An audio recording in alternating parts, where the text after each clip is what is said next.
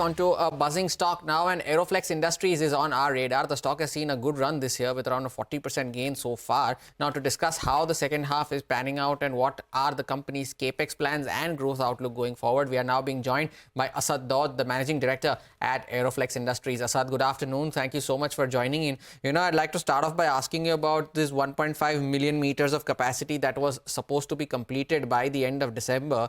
What is the current status of that? Are you on track to complete that? And you are also expecting a 500 crore top line at around 16.5 million meters of capacity. Now, at what utilization level do you get to that? So yes, in terms of the additional capacity of 1.5 million meters, it's supposed to be completed by this month end.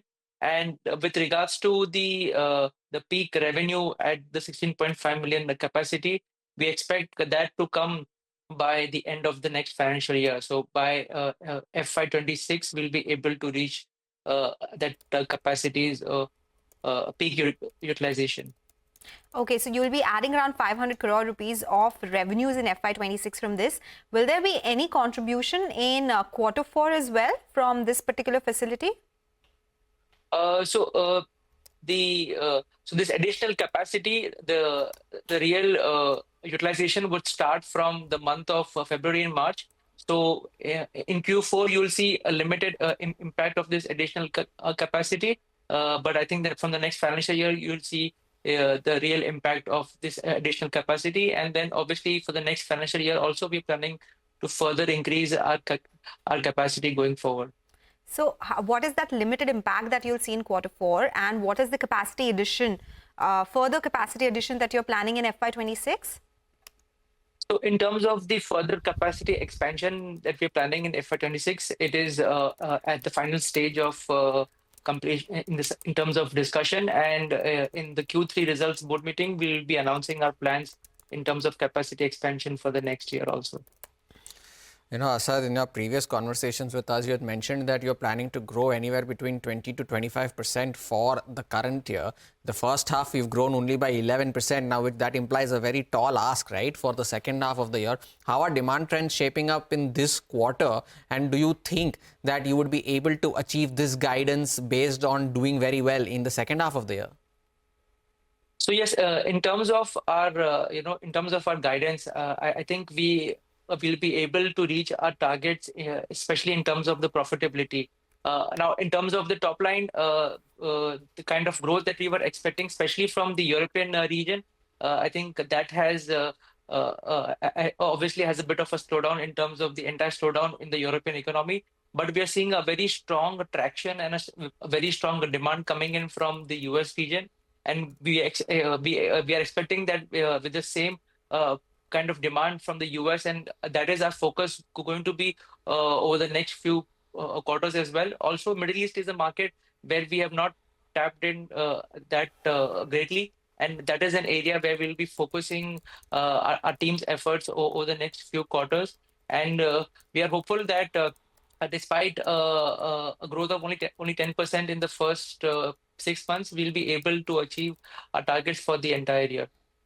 All right. So, Asad, you touched upon Europe. It's around 26% of your revenues, and this is something that has been dragging your results for a while. How long before you see a recovery? Are you planning to reduce your exposure to Europe? What is the real issue that you're facing there? Is it demand-led? Is it pricing? If you can give us a sense of that. I think since the past almost couple of years, we have been slowly focusing our efforts more on the US market, where we see a huge potential for our products. And if you see, especially after the war, I think the European market is almost at a stagnant level. The kind of growth that we were expecting is not able to materialize. It's mostly because of the lack of demand, or I would say the lack of new demand coming in from the European market. And hence our focus has been to grow our market in the US, which is showing significant potential for us. So will Europe come down in terms of revenue contribution next year? Is it fair to say that? So in terms of the percentage of contribution of Europe will go down, but if you talk about the overall numbers, Europe for us will still see we'll still see growth, but the growth that we were expecting that might not materialize, but definitely it will see a growth. But the kind of exponential growth that we'll be seeing will be mostly coming in from the US market and also from the Middle East market. You know, Asad, you had earlier mentioned about the working capital cycle, right? That was stretched on account of the Red Sea crisis. Now you're seeing some fresh geopolitical tensions emerge in the Middle East.